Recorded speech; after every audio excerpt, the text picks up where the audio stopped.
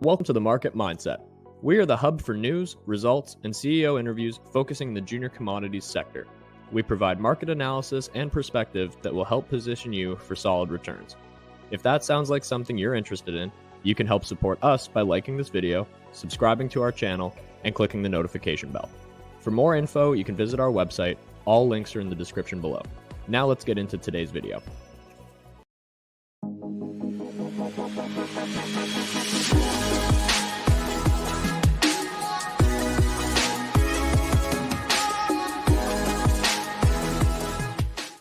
Happy Friday, everyone. It's just me today. Austin's away, taking a day off, going to somewhere warm and nice. I think Invermere, which is vital, critical, important for everyone. Turn off the devices, get unplugged, stop reading a lot of the nonsense that's out there, and recharge. And certainly with the heat we're finally having here in BC, I'm sure you'll have a wonderful time. So welcome to the show. Welcome to the Market Mindset, where not only do we want to position you with interesting ideas and discussions on sectors and themes and companies that are doing innovative things, we also want to challenge people, some of the narratives and some of the ways to think and to critically challenge a lot of ideas out there. And you know that I always come back to the mining as a foundation of everything, really. I mean, it's food and energy. I mean, those two things can drive entire civilizations. If you don't have proper access to both, it's more than troubling, let's just say. And right now, the world is facing both those on both fronts. And we've talked a bit about it, off and on, and we're going to keep it on a bit more of the optimistic side, and also gently move into this energy conversation, which is critical because there's a lot of misinformation about energy out there, and we're working on a report called Energy Realism. And this is coming from someone who is in the mining space, wants this electric future, wants to see this renewable strategy work, but has very tough questions that haven't been answered as to how we get there, what it looks like, what's the capabilities that we have, and has the plan actually has it begun? Has it started? So there's mining.com, which I've mentioned before, is a great website. I mean, it's up to date, easy to read, and we're going to pull 2 articles from there. And I don't have any affiliation with them. It's just, if you like to keep up to speed with a lot of mining news, they're great. So they have an article entitled 2 Simple Charts Show Why Green Energy is All About Mining. And of course, they've got a big, huge wind turbine there.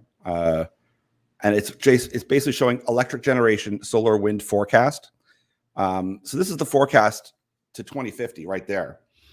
Now, it does, once again, this is just showing the expected growth. That doesn't also mention the expected growth of use.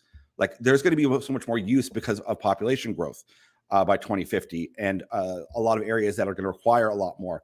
You have to remember, a lot of the developing world, they're using coal. They're going to use coal for quite some time.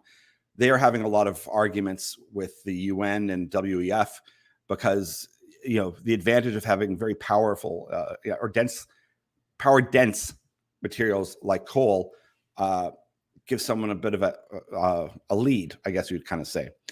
But this kind of shows this is the expected growth of solar and wind. So this is taking into account a lot of things. That's a lot of materials you're going to need. We talked before, like, silver is required for solar panels.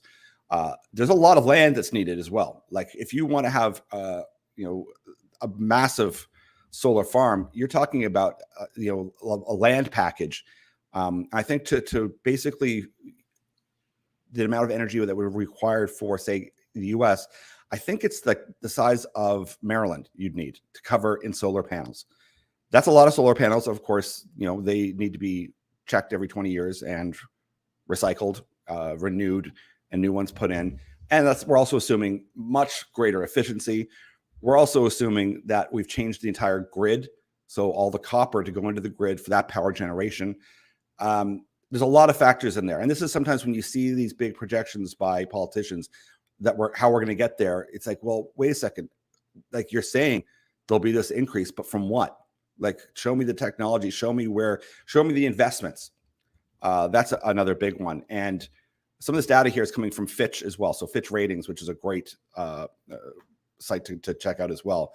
But they make a good point here of saying, like Greta Thunberg and AOC about they both acknowledge that they call it the glaring dark spot, is that this shift is all about mining, and it is. And we've also said here before that there's plenty of lawyers and environmentalists that agree that Canada, its policies and regulations are like even ahead of an ESG standard that would be promoted right now. They're really far ahead of the curve. So for somewhere like Canada to start really ramping up resource production is definitely possible. So we're all for it. But the other thing that one has to remain, kind of remind oneself is we're not going to stop using energy. And I mean, the biggest, and this isn't to make anyone sad on the green side of things, but we pick on Germany a lot because they're back to using coal at a huge rate. They don't want to use nuclear, even though it's by all metrics in science, by all of the data, it is the safest and cleanest. But unfortunately, we've got lots of resources for anyone who is interested. There's a great book by Michael Schellenberger who will walk you through this and the footnotes for every piece of data. It's just a full-on assault on nuclear, on other types of energy, without another solution. It's just we can't use that. End of story. And what we're starting to see is that it almost seems like because they're not proposing any other solution, and then you even hear places like in the U.S. and in Germany where they're saying, please stop using so much energy. Don't turn on your air conditioning. Don't do this. Don't do that. That's insane. That's not a strategy. To ask people to stop using. It's not going to happen. Now that also gets back to the sense of, are you a believer, like a climate alarmist? Do you think the end of the world is coming? If you do, I don't want to burst your bubble. It's not. There is no climate emergency. Once again, and this is someone who wants these solutions. I'm all. Let's do it. Let's go to renewables. Let's try. So I think someone has to look and start looking at energy a little bit more realistically, and that's when we start talking about oil and gas. We see that the current scenario we're in right now, which is very precarious to say the least. There's one other, before I jump into that though, there's an interesting article as well on mining.com called "The 220-Year Chart Shows No Evidence of Green Energy Transition." And if we scroll down on that one, this is interesting because it shows how long it takes to transition, at least in the last 200 years, to a new form of energy. And you can see at the beginning there, 1800s, it's all coal. It's a pretty steep coal. And once again, someone will jump on me pretty quickly and say the adoption of new technology is much more rapid. Granted, yes, absolutely. I completely agree. But for where you need to get those top couple green colors, while you also have exponential growth, now we have declining birth rates in the West, but massive incline in other parts of the world. You need to get that renewable side up really, really high. And also, the traditional biomass, that's picked up a little bit more in Germany again, but coal has been on the rise because it's the most most densely powerful unit you could get. And these are, as we say, the unintended consequences of politicians. And they've got the Green Party in power there. And this is the problem when you have an ideological player in any kind of politics. Like if you vote for someone because of one point, they believe in this, I'm going to vote for them. It's a mistake that we often make. And I want people to be passionate about their beliefs and things. But if that party doesn't know anything about economics, finance, transportation, any of these types of other things, you can't, it doesn't make any sense to have them run the country. We need to find a better way and a smarter way to have advocates that have the ear of people, and then to have actual data debated in a proper setting, which we don't get nowadays. You're not allowed to question. And believe me, once again, I'll say it again, this debate over the climate and it being all carbon, that is not settled by any stretch of the imagination. You hear it on the news all the time that it is. It's not. And the split from scientists is pretty much half. What they all agree is that there is climate change, and that's it. The wording when they ask questions in some of these surveys is very misleading, and that's something that one should look at as well when you're considering all of this. What I'm getting at is that, listen, we're moving in. We see, once again, unintended consequences of, say Biden, who is absolutely against oil and gas. Well, he's just helped Exxon. He's being the best thing. He's being the best thing for the Republican Party as well as the energy sector, because they're the top oil producer, which is Exxon, had net income of $17.9 billion. That's $4.21 per share. That's fourfold increase over the last year. That's huge. Now talk about cash flow. And that is unlikely going to change anytime soon. And I know people are, scratching their heads wondering why did he sell off a bunch of oil reserves of the U.S. strategic oil reserves to China, of all people. And that is that's a political discussion, which we're not really too interested in. We try to keep away from that kind of stuff. But this just shows that, once again, there's always going to be oil and gas. People just have to accept that and understand that we can decrease the use. And once again, as energy consumption continues increasing, we can decrease it and offer in a lot more of these other strategies. And, we are putting lots of money towards fusion, some of these, which also there could be some setbacks there, as well as the intensity and reliability of solar, as well as the whole vanadium redox strategy, which California, I congratulate, has welcomed that, which is how can we store some of this energy? Because with solar and wind, you have the problem of intermittency. They're not good. They're not reliable. You can't get a constant stream. That's why almost all of them have backup natural gas generators to flow out the energy. And you're more likely going to have that until you have a full adoption of, say, a redox battery. And once again, I ask people if that strategy was being implemented, where across the board you saw massive investment into mining, into nuclear, into building out a grid that would be able to service electric cars. If you saw a lot of these buildings that go up in BC, which is massive high-rise growth, if you saw they all had plugins, which they don't, they have maybe 3-5 per building, you'd see that long-term outlook is happening, and it's not. So you kind of scratch your head and you go, well, actions always speak more than words. And anytime you try to nail down a person who's a believer in this, or especially a politician, and believe me, I wouldn't expect a lot of politicians to be able to follow all this, because they have to run a country. And not only that, they have to get reelected. But it's, it's who you have advising you. But on top of that, it's not only just who's advising you, is, there's a lot of money. The effect of media, of news, of movies, and then, of course, your education system. You've got like indoctrination camps running full time, overload. And for me, it's if we want to do this big change, we have to look at it realistic, and we have to consider it as being a transition, and then also take the fear part out of it, and also be realistic as to where they're speaking about, where some of the ill effects will occur.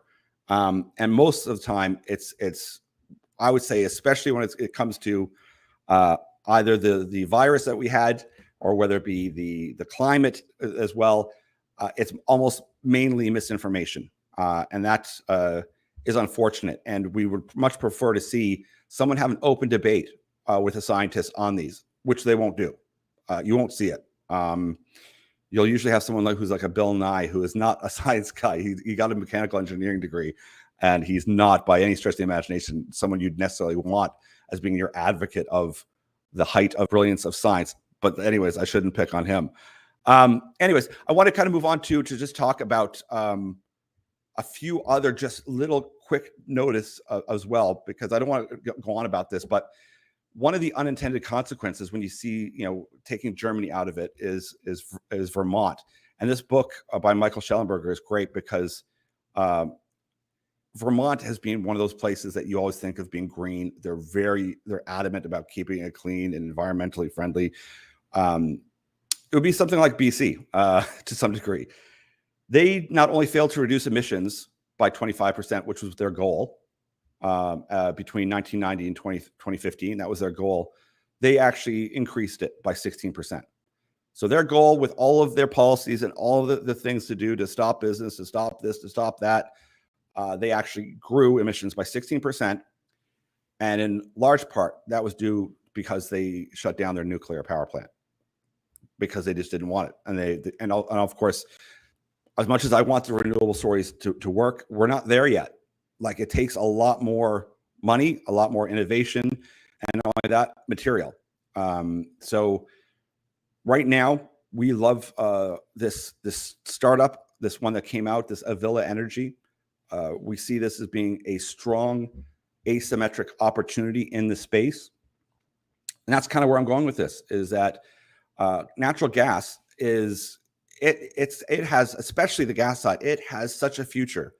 And I mean, at least a decade. I mean, if you are going to be realistic about wanting a transition, you have to have natural gas. And if we can get it from a place that's heavily regulated in our backyard, so we have a say with the responsible, governance that we have in Canada, then this is a great place to look. Avila has 200 kilometers worth of pipeline already.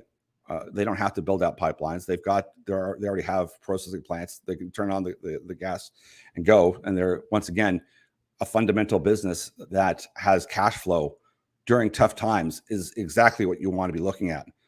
I know a lot of times it's out of favor, but I'm hoping you'll join us and just be curious and open-minded to challenge yourself with some of the themes you hear about out there, because you have to remember, all of these oil and gas companies that hire thousands and thousands of scientists, chemical engineers, mechanical engineers, all of these people understand data. You have to believe that all of them just hate the planet and want to destroy it. That's the message, is that all of these people that have studied science, who completely disagree with the narrative, that understand that this is that it's come a long way and that it's cleaner, and especially nuclear. Every scientist who works there, who has a very firm understanding of the processes and the interaction between the environment and energy, you have to believe that they are just fundamentally broken human beings that just want to harm everyone on the planet. I mean, it's nonsense. And if you read a newspaper, you would think that, like, they just care. They're just greedy capitalists. It's not true. And at the same time, the same people that would think that that's the case won't look at a big pharma and think, oh, they're pumping out a drug that may be harmful or apparently is the best, most wonderful thing that's ever been created, despite all the evidence. So we have to remember what kind of period of time we live in, and to open to challenge ourselves. And that's what we're hoping that this report does. And this was kind of like a little kind of promo to let people know that we're doing this. And from someone who is a mining advocate, who would love to see all of these incredible, exciting technologies take hold. It's just, I get confused, and I ask presidents and CEOs all the time, you get to talk to some of these politicians. You get to go to these meetings. You get to hear about this. How come it doesn't seem like there's any plan of what's going on? And the general response is they're just politicians. And that's scary. I'd said before, this is such a shift, and it's such an enormous project. And you're fighting a bunch of wars on many fronts. And I don't mean just, Ukraine and Russia. You've got a food security issue. We now have an energy issue. You've got just a political turmoil and climate right now. You need to have a team of people that are so competent. I mean, not even competent. I mean, absolutely the A-team, Olympic team of bright minds to try to pull off just an energy transition. And they need to be doing it with a firm plan for at least a decade. And we don't see any of that. So, it leaves people on my side scratching my head thinking, how much of this is real? And that's where I come to, because, I would love to see us really make a push and go nuclear if we're going to follow science and follow the data. So anyways, just a little heads up, maybe scratch your head curious. I'm going to annoy a lot of the environmentalists with this, but quite frankly, they're not. If you've got an actual scientific claim to make, please send it to me. But I think it's more to challenge the narrative that we've been hearing and the sources where they're coming from. And people always say, "Oh, well, someone is just a big shill for big oil, or just a big shill for mining." An NGO is just a big shill organization. That's all that an NGO is. So they also make money, but they just make money off of government grants. So understanding how this system works and how the power play of politics and of influence works is necessary. And I laugh because when they think that these organizations that NGOs, that they are just these naively innocent types of organizations. They're not. I mean, they make money just the same as anyone else. And you can choose to be on whatever side of that as you want. But we would welcome people that have actual data to show, against nuclear, against natural gas, any of these, and also to show the plan. How's it going to work? And often when anyone's put to the corner to say that, it's just this, we'll get there when we get there. So we need more than that. And let's continue the conversation. Send me an email. Send me your thoughts. We're excited about the positions and companies we have right now. So reach out to us if you want to know. We had to rejiggle a few things. It is a tough time, but listen, we're optimistic with a lot of these plays, and we've got a good, healthy balance of ones. And we're very happy with what's happening with Goliath, with Salt, with Avila, with as well as the interview we did with Versus.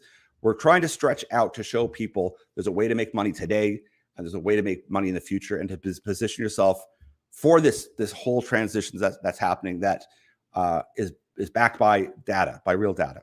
Anyways, have a great weekend. That's enough talking about strategy and about the markets. Let's enjoy this weekend. Get out with friends and family. Get a bit of a tan, which I finally got, and just maybe hopefully turn everything off and enjoy the weekend. Take care.